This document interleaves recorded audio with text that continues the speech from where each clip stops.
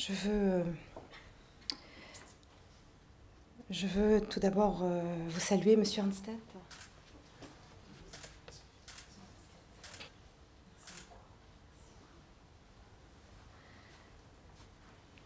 Cher Franz, distingués invités, chers amis,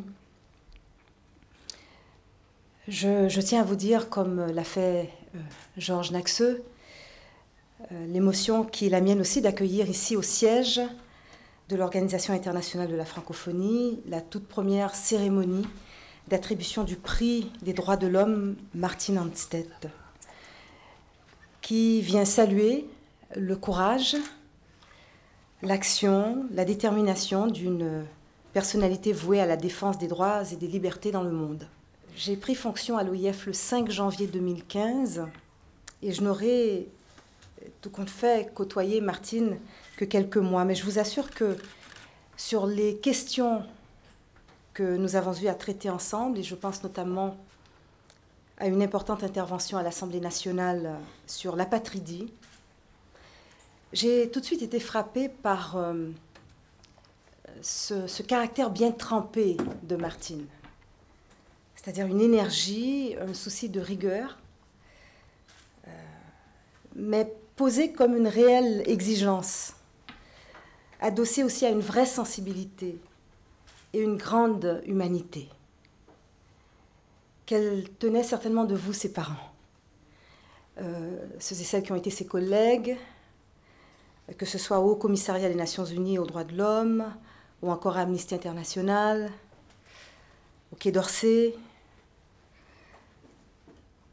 ici même à l'OIF, disent combien son seul exemple, son implication réussissait à dynamiser toutes les équipes autour d'elle, à les motiver davantage sur chaque sujet et à les amener à vouloir donner le meilleur d'eux-mêmes, le meilleur d'elles-mêmes, et cela sans compter. Martine Hanstedt a intégré l'OIF en 2009 en qualité de sous-directrice de la direction de la paix, de la démocratie et des droits de l'homme. Une professionnelle animée d'une conviction militante, une battante.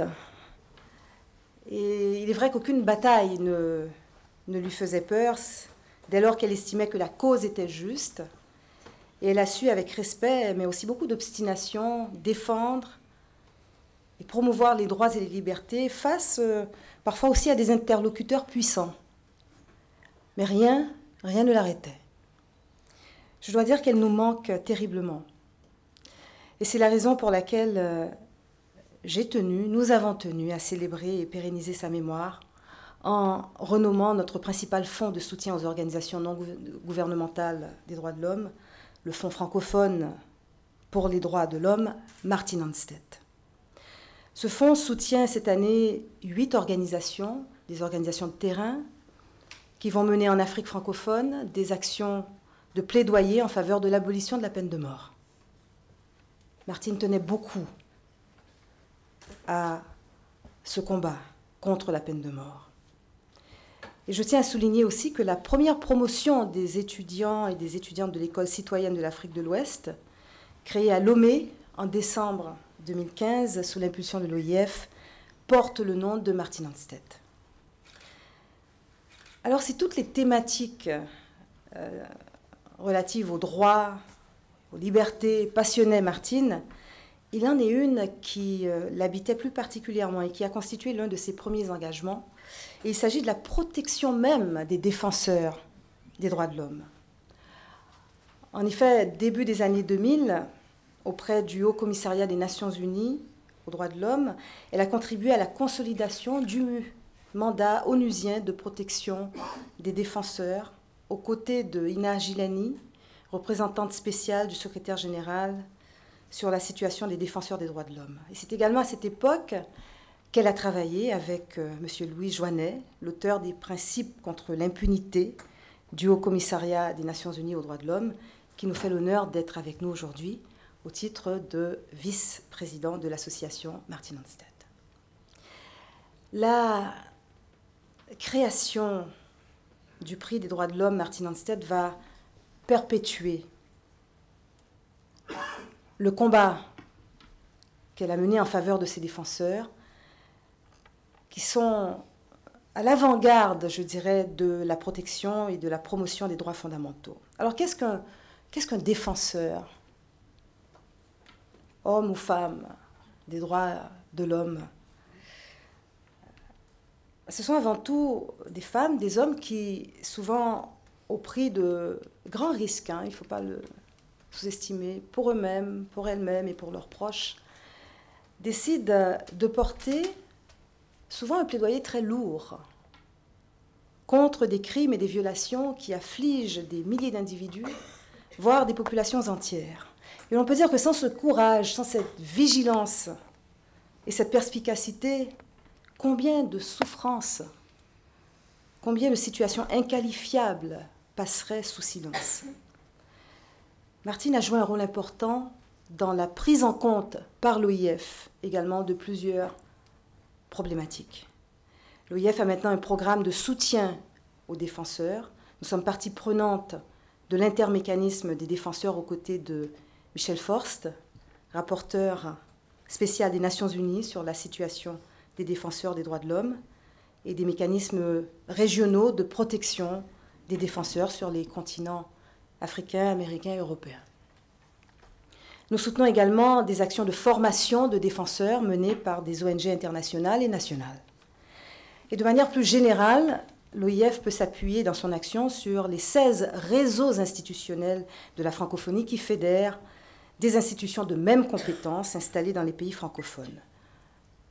Avocats, procureurs, notaires, experts électoraux, médiateurs, magistrats, sans parler des institutions nationales, des droits de l'homme, des médiateurs également, et des autres principales institutions de l'État.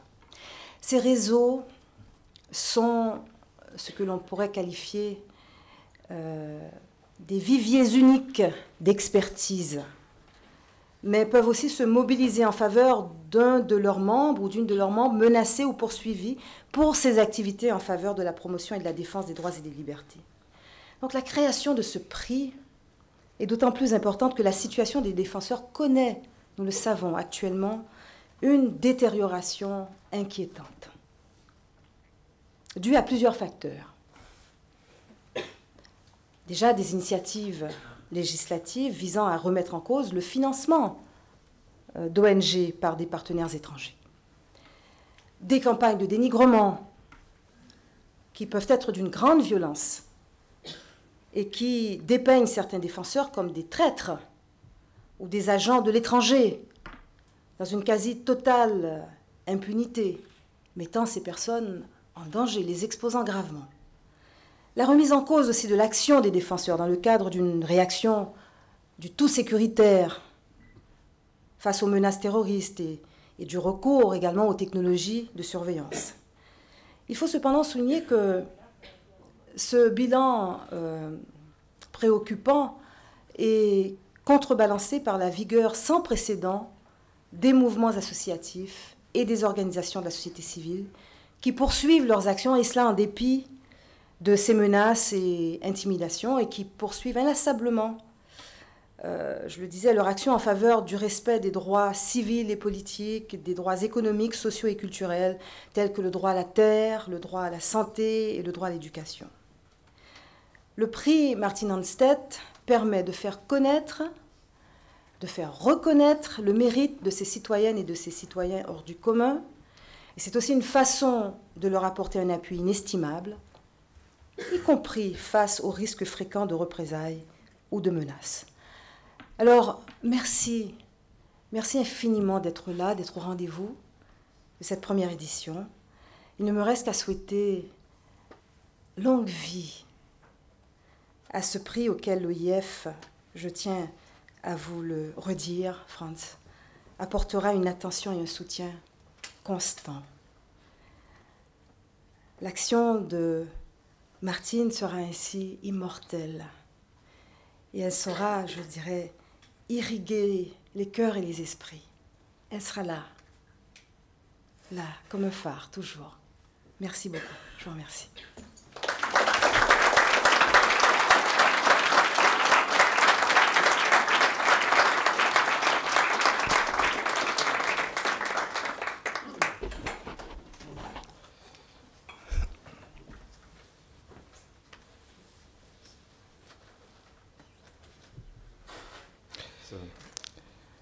Nous allons écouter M.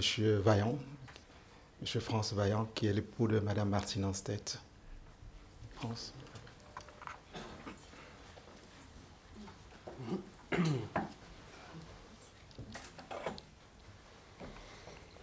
Merci. Martine s'excuse, elle ne pourra pas venir aujourd'hui. Elle m'a demandé de la représenter. Je suis un peu désolé, moi ça ne m'arrangeait pas beaucoup cette histoire. L'expert de droits de l'homme, c'est pas moi. Je lui dis, écoute, vraiment, tu exagères, il va y avoir du monde, il va y avoir des gens importants et tout ça. Passe une tête au moins. J'aurais l'air moins bête. Je l'ai entendu soupirer, alors elle m'a dit, écoute, ce sont des gens bien, ce sont même des gens très bien. Je suis certaine qu'ils comprendront mon absence. Alors, vas-y, moi, je serai avec vous en pensée. Elle est ajoutée calmement, tu sais, tout ça, ça n'est pas un cas de force majeure, cette absence. Alors je lui ai dit, mais c'est quoi alors? Elle m'a dit, c'est un cas de force divine. Des excuses. Mais Martine m'a confié 2-3 choses sur ses nouvelles activités. Elles sont très prenantes. J'ai compris qu'elles étaient très très prenantes. D'abord, elle m'a dit que la mort n'est pas une affaire de tout repos. Le repos éternel, quand on a travaillé toute sa vie, c'est un peu une blague. Comme il n'y a pas de temps là-haut, ni de jour, ni de nuit, ni de saison, plus d'horloge, il n'y a donc plus de 35 heures. C'est logique. Et moi, j'ai l'impression qu'ils en profitent un peu là-haut. Enfin. Ensuite, comme elle avait peur que j'oublie beaucoup de choses, parce qu'elle me connaît bien, elle m'a demandé de prendre un papier. Puis elle m'a soufflé quelques phrases, une dictée. C'est pas tous les jours qu'on prend la dictée d'une étoile. Alors voilà ce qu'elle m'a dit. Je suis avec vous tout le temps. Et le souvenir que vous avez de moi, votre présence ici me chauffe non pas mon cœur, car il s'est arrêté, mais mon âme, ce qui est infiniment plus doux. Le travail ne manque pas où je suis. Les atrocités dans le monde, vous le savez, continuent à un rythme terrible. Des femmes violées, abattues, des enfants noyés qui échouent sur les côtes européennes, des hommes enlevés, torturés, tués. Tous ces malheureux arrivent par nuages entiers. J'accompagne les unes, je console les autres, j'essaye d'apaiser comme je peux. On me fait confiance. Toute ma vie, j'ai essayé d'être utile. Maintenant, il n'y a pas de raison de ne pas continuer, de ne pas poursuivre le combat. Parce que les droits de l'homme, c'est un combat contre l'oubli, contre l'indifférence, contre les salauds. Dans le calendrier de l'injustice, il n'y a pas de jour férié. Je pense à mon fils, à mon petit Jules, mon amour éternel. Je suis là, Jules, toujours. Je n'ai pas disparu. Je me suis absenté. Je suis là, invisible comme une deuxième ombre, discrète comme un soupir. Je t'accompagne tout le temps, jusque dans tes rêves. Ah, une chose. Arrête de faire aller ton père le soir. Il faut aller faire pipi et bien te brosser les dents avant d'aller te coucher, sans histoire, et faire dodo à 21h maximum, pas à 22. Je compte sur toi, mon cœur. Puis elle a conclu cette lettre un peu particulière. Martine, la maman qui t'aime, Martine, votre amie, votre collègue qui vous aime pour toujours. Merci.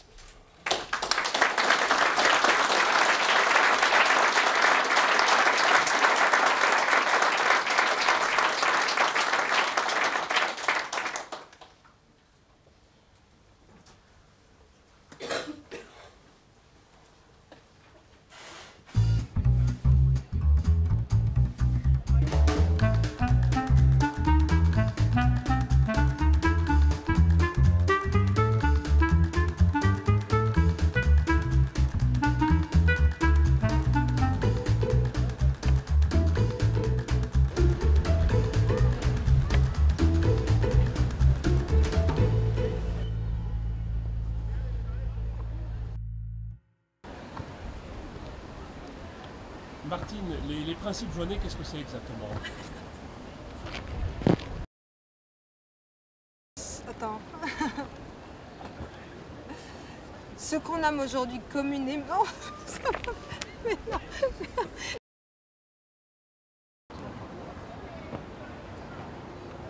D'abord le contexte. parce qu'on est ici devant le mur de la paix qui... Non, non, mais je donne un contexte, si tu rigoles, c'est pas la peine. On la refait. On la refait. Ah d'accord, ok, mais j'ai peur de rire. Non, non. Allez, ça tourne toujours. Martine, ce qu'on nomme les principes joignés, qu'est-ce que c'est? Ouais, mais tu... Ok.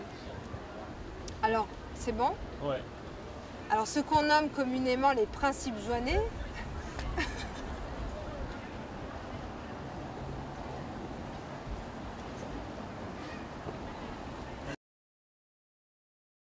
c'est moi qui démarre, ouais. Ok?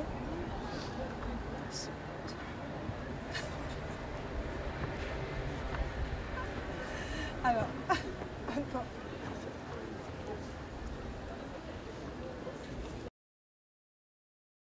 Vas-y. Ce qu'on nomme aujourd'hui communément les... Non, ce qu'on nomme communément les principes joignés sont des principes. Mais c'est bien comme ça parce que tu me regardes pas au moins. Ouais. Alors, ce qu'on nomme... Arrête. Alors, ce qu'on... Principe... Non, mais non, rigole pas. Essaye de parler. Ok, vas-y. En plus, c'est vraiment pas marrant, non, tu non, vois. Ça... Alors, ok. Alors, ce qu'on nomme aujourd'hui communément les... Bah oui, mais bon. Ça tourne. Alors, ce qu'on nomme aujourd'hui communément les principes joignés... Non, mais non. Tu sais quoi, tu te retournes.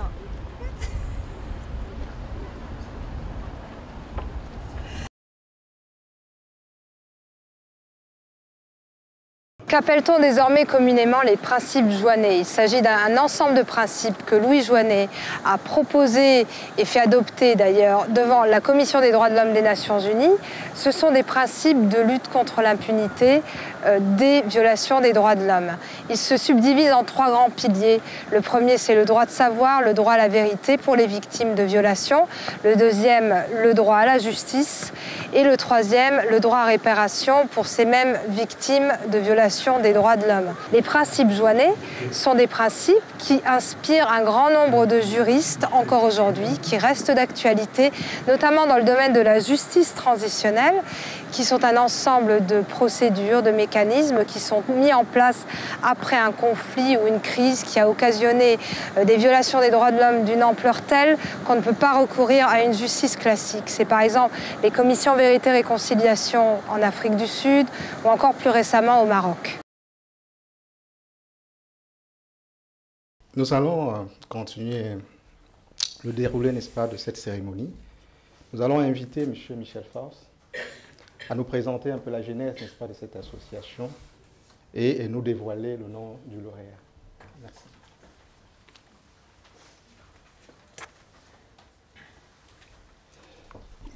Voilà, merci Georges. Et effectivement, c'est bien qu'on ait pu voir des images de Martine qui nous rappellent ce qu'était Martine, cette personne vivante, souriante, capable de partir, de défourir pendant de longues minutes. Et je trouve que c'est bien de rappeler cette mémoire aussi d'une Martine vivante qui reste dans le mémoire.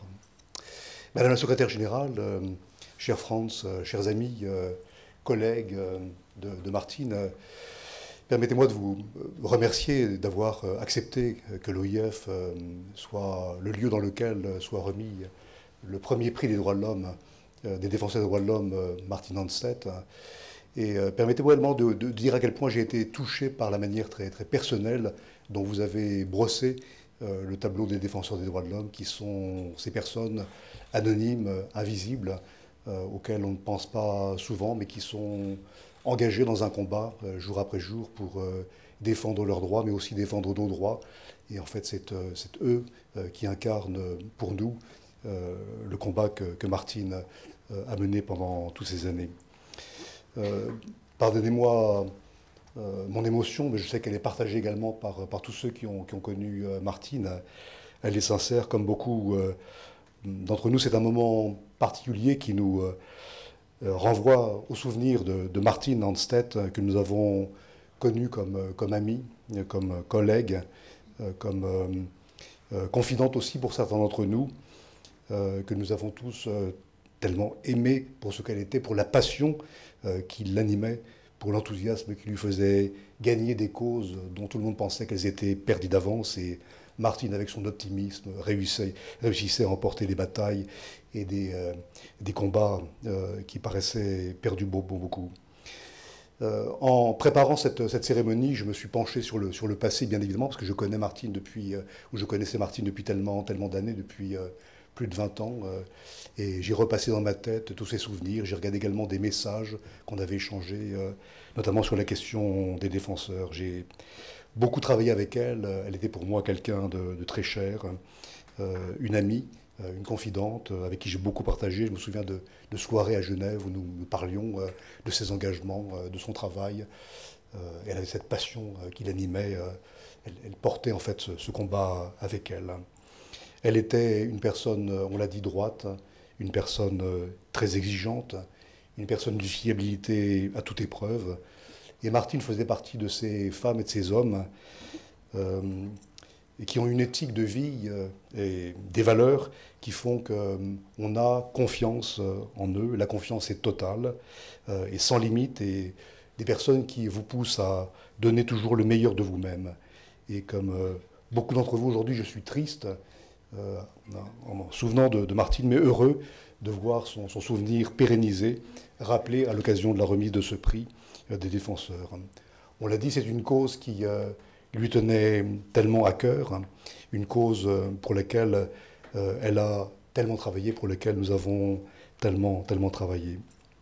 Alors pour présenter le prix, d'abord permettez-moi de rappeler que le règlement du prix prévoit que le jury se compose d'une série de 6 personnes, 3 membres d'ONG, 2 journalistes et 2 membres de l'association qui sont presque tous présents avec nous aujourd'hui.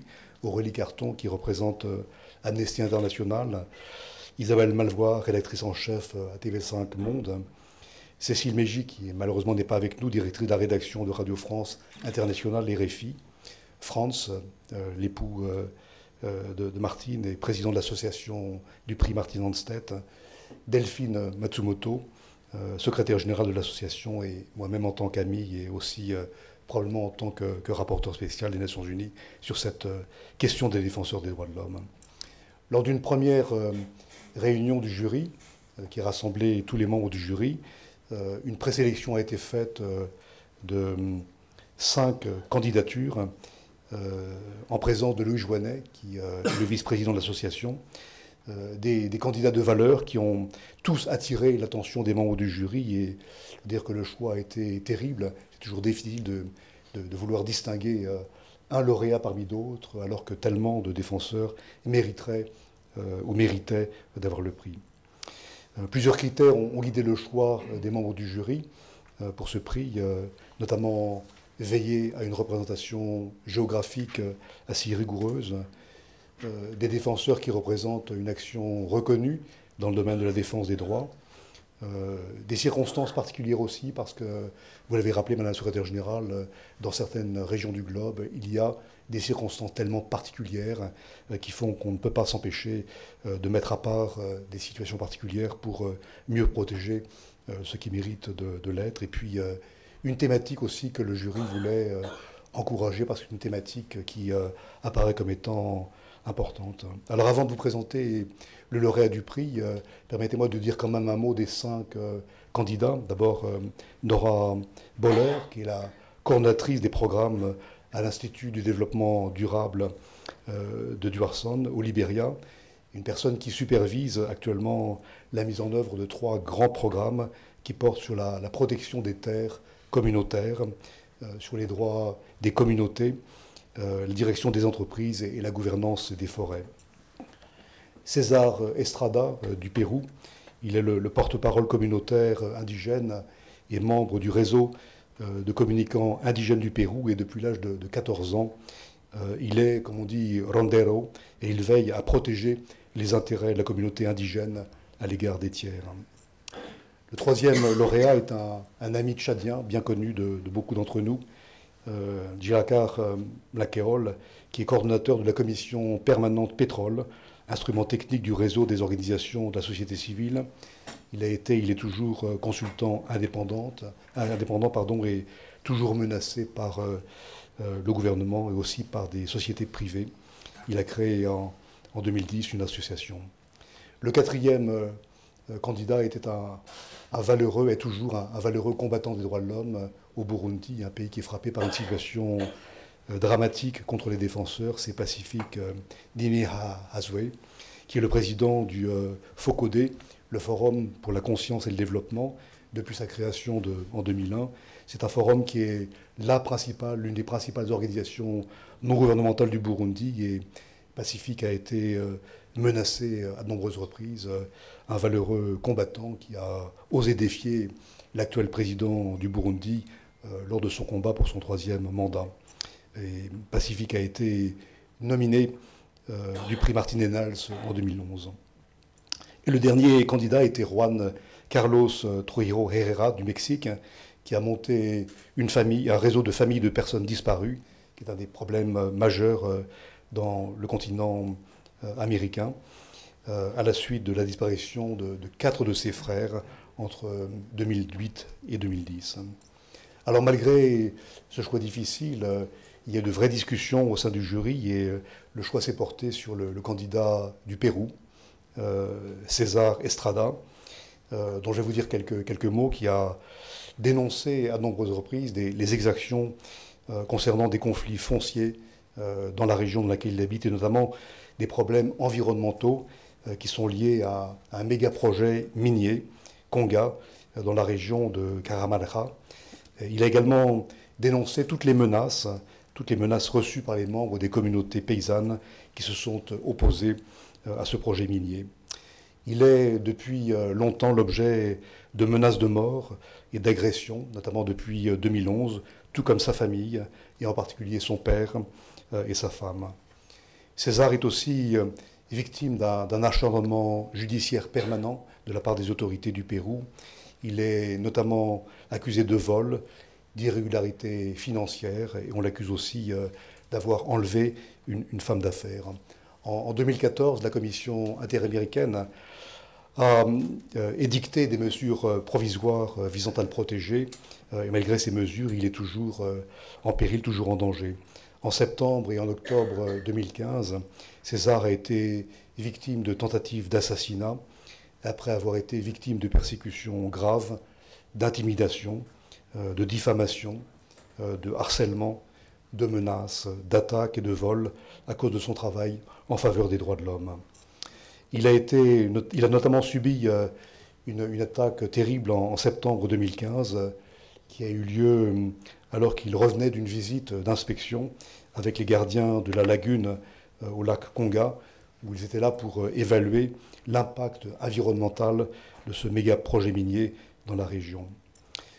Ce méga projet est en fait un projet mis en œuvre par un consortium composé d'une entreprise basée aux États-Unis, importante, Newmont, d'une entreprise péruvienne, et avec le soutien, je le dis, de la Banque mondiale. Et aucune des communautés paysannes directement touchées par le projet n'a été consultée. Et pour imposer ce projet, l'État a même déclaré l'état d'urgence et a poursuivi les membres des communautés paysannes qui s'y sont opposés.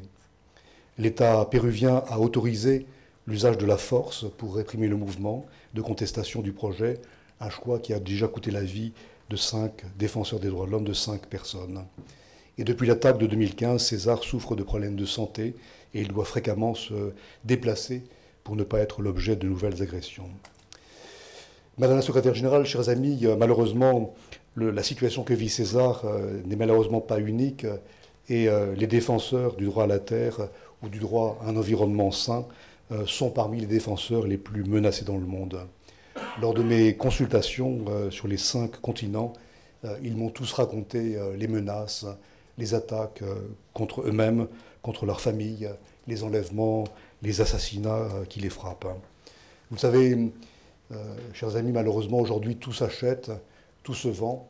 On achète des forêts, on achète des montagnes, on achète des rivières, on achète des hectares de terrain, on achète le sous-sol des pays. Et ces transactions foncières ont des conséquences terribles, bien évidemment sur l'environnement, mais aussi et surtout sur les personnes, sur des femmes, sur des enfants, sur des hommes qui essayent de s'opposer à ces investissements gigantesques et qui sont les principales victimes sur les 5 continents.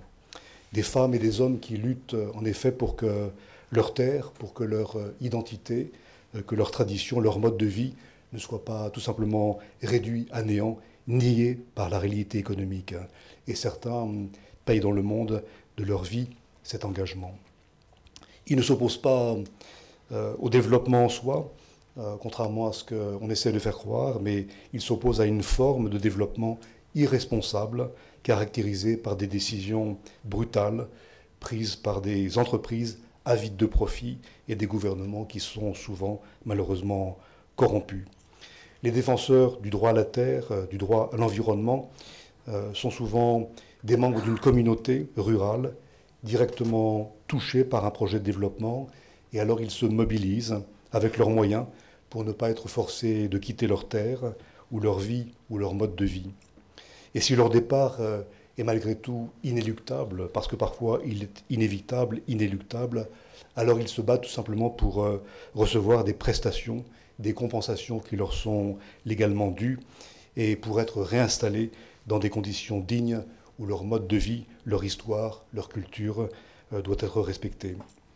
Pour les peuples autochtones, ces situations sont tragiques, car ils ont, vous le savez, un lien tellement fort, un lien magique, un lien presque mystique avec la terre de leurs ancêtres.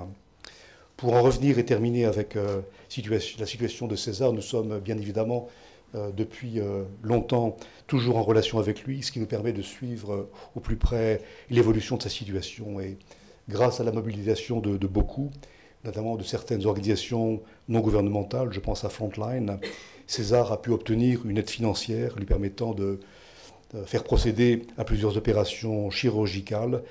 Il risque notamment de perdre la vision d'un œil à la suite de ces attaques. Certaines de ces interventions médicales ont déjà eu lieu, d'autres devraient être réalisées dans les prochains mois, et elles sont malheureusement très onéreuses, très coûteuses. Ces opérations sont directement liées à des problèmes physiques causés par les différentes attaques dont il a fait l'objet. En ce qui concerne les accusations dont il fait l'objet sur le plan judiciaire, son procès a été une nouvelle fois reporté pour la 3e fois, et il risque jusqu'à 33 années de prison, 33 années d'enfermement. La délégation de l'Union européenne au Pérou s'est engagée à suivre la situation de César. J'espère que d'autres États, d'autres pays pourront également s'intéresser à la situation de César. César continue de recevoir des témoignages et des menaces. Il y en a eu encore quelques semaines. Il faisait l'objet d'attaques récemment par SMS anonyme devant sa maison, devant son hébergement. Et chaque fois qu'il essaye de se rapprocher de la police pour porter plainte, eh bien évidemment, on dresse des barrières tellement infranchissables qu'on peut craindre que les plaintes restent malheureusement sans suite. Un mot peut-être pour terminer sur la situation au Pérou, pour dire qu'il y a quelques jours, une autre défenseur de la même région, mobilisée contre le même méga-projet minier, Maxima Acuña, recevait le prestigieux Goldman Environmental Prize, un prix qu'avait aussi reçu, vous la connaissez tous de nom, la défenseure hondurienne Berta Cáceres, qui a été assassinée au début du mois de mars. Malheureusement, d'après nos informations, le compagnon de Maxima, Jaime Chaupe, a rapporté une nouvelle attaque ces derniers jours. Des coups de feu ont été tirés à proximité de son domicile et la police, dont le commissariat est à plus de 2 heures de route de la localité, a déclaré qu'aucune trace de violence n'avait été découverte sur les lieux. Tout ça pour dire à quel point la situation est tendue au Pérou pour les défenseurs du droit à l'environnement. Madame la secrétaire générale, chers amis, la reconnaissance de la lutte des défenseurs de la terre et de l'environnement du Pérou gagne chaque jour en visibilité à l'échelle internationale, mais force est de constater que ces personnes continuent de faire l'objet de campagnes de discrédit auprès de la population. Ces campagnes ont pour but d'aliéner une partie de la population en faisant croire que les défenseurs sont des personnes opposées au progrès, opposées au développement et opposées au développement de leur pays. Ils font, ces défenseurs des droits à l'environnement et de la terre, partie du groupe de défenseurs les plus exposés, les plus persécutés, vous l'avez dit tout à l'heure, Madame la Secrétaire Générale. Et c'est une des raisons pour lesquelles je me suis engagé à examiner de plus près leur situation et à traiter la question des défenseurs du droit à l'environnement dans le prochain rapport que je présenterai aux Nations Unies, avec l'idée d'engager des relations plus directes, non seulement avec les États, mais maintenant avec les entreprises, pour demander aux entreprises des comptes sur la manière dont les défenseurs du droit à l'environnement sont attaqués. Il n'y a pas que les États, il y a les entreprises, les sociétés privées employées par les entreprises. Il faut demander des comptes aux entreprises pour la manière dont elles traitent les défenseurs du droit à l'environnement. Ce prix décerné à César Estrada est pour moi une des bonnes pratiques. Les prix des droits de l'homme, les prix des défenseurs sont une des bonnes pratiques pour protéger les défenseurs. Et je sais que l'OIF, d'autres également, auront à cœur, sur le plan diplomatique, de protéger César, mais également tous les défenseurs qui, avec lui, mènent les mêmes combats. Et je suis heureux de pouvoir contribuer par ce prix, avec d'autres, à attirer l'attention sur le combat qu'ils mènent, un combat qu'ils ne mènent pas uniquement pour eux, mais un combat qu'ils mènent aussi pour chacun d'entre nous. Je vous remercie.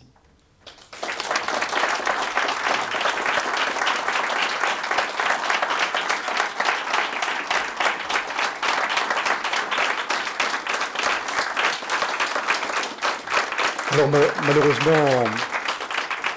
malheureusement César n'est pas là avec nous. Il est avec nous par la pensée. On va voir, je crois, un petit clip qui va le présenter. Donc j'ai entre les mains le diplôme qu'on espère pouvoir lui remettre en main propre bientôt. Et je maintenant vous laisse découvrir le clip de César. Merci.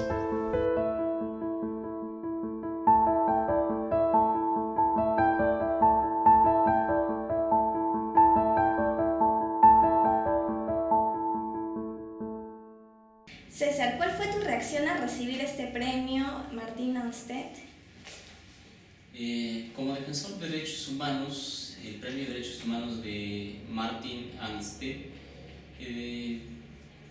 lo he recibido bastante bien en un momento de convulsión, de amenazas de muerte, de hostigamiento, de persecución judicial contra mi persona. De cualquier forma me ha fortalecido, me ha hecho sentirme de que no estoy solo, ¿no? ¿Nos puedes hablar un poco acerca de tu lucha y de las dificultades encontradas? Desde el 2011 hasta la actualidad he tenido que pasar por diferentes brechas arbitrarias por parte de la seguridad de la empresa minera Yanacocha, por parte de la Policía Nacional del Perú, avalada por el Estado, muchas de las veces con agresiones físicas que producto de ello pues me ha dejado en mi salud con muchas secuelas, ¿no? Tal es el caso de la vista, la columna, los riñones, eso es lo que ha pasado, ¿no? Aparte de ello, a la actualidad estoy enfrentando, por decir, un proceso judicial en mi contra por mi oposición a un megaproyecto minero llamado Conga de la transnacional Newmont Yanacocha, que busca pues instalarse en cabeceras de cuenca, destruyendo todo un ecosistema que perjudicaría el agua y la vida de miles de cajamarquinos. ¿Este reconocimiento es un estímulo para que continúes con tu lucha? En un país como el Perú, donde no hay Estado de Derecho, en un país antidemocrático, con un gobierno dictatorial como el de Humala, el premio Martín Anstett es un hito histórico, no solo para el Perú, sino que también para Latinoamérica y el mundo. De cualquier forma me fortalece y me incentiva para que yo continúe, a pesar de que en el futuro no tenemos ninguna esperanza, ¿no?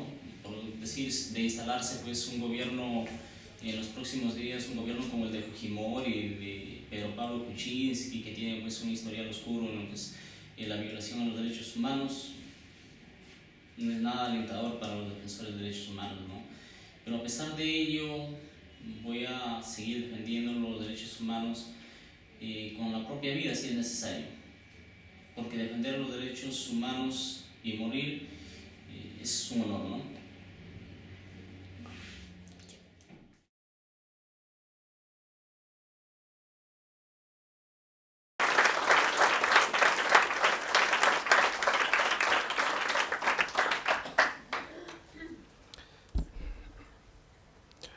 Je vous prie encore d'applaudir parce que nous sommes très émus quand nous constatons que le nom de Martine Anstett peut être aussi perpétué.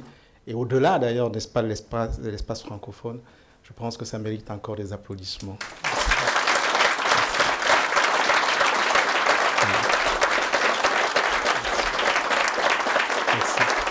Merci. Donc, Martine Anstett, fervente défenseur des droits de l'homme, avec, vous l'avez dit, Madame la secrétaire générale, vous avez bien repris. On dirait que vous étiez entendu avant. Fervent défenseur des droits de l'homme avec exigence, avec courage, avec détermination. Mais également Martine Anstett, la chaleur humaine, qui savait également apprécier, n'est-ce pas, les belles notes musicales. C'est pour ça que nous vous invitons à écouter une belle chanson qu'aimait Martine.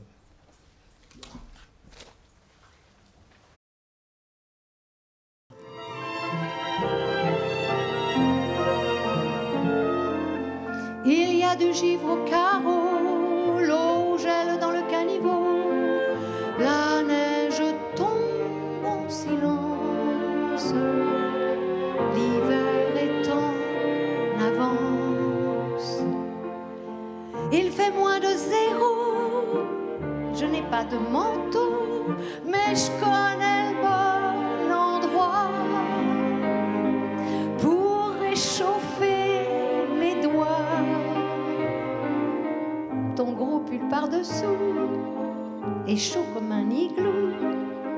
Mes mains contre tes reins, la canicule revient.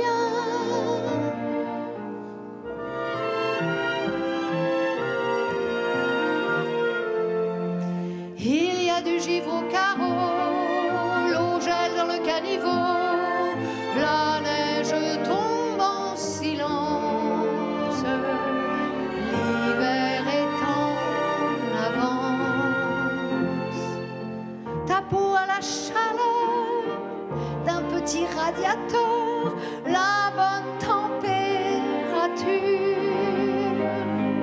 pour soigner mes engelures.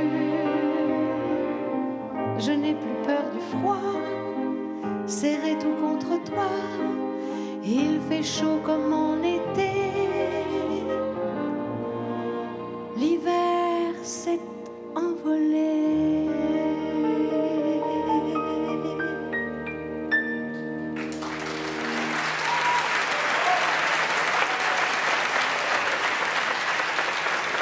Mais avant de vous déplacer vers la salle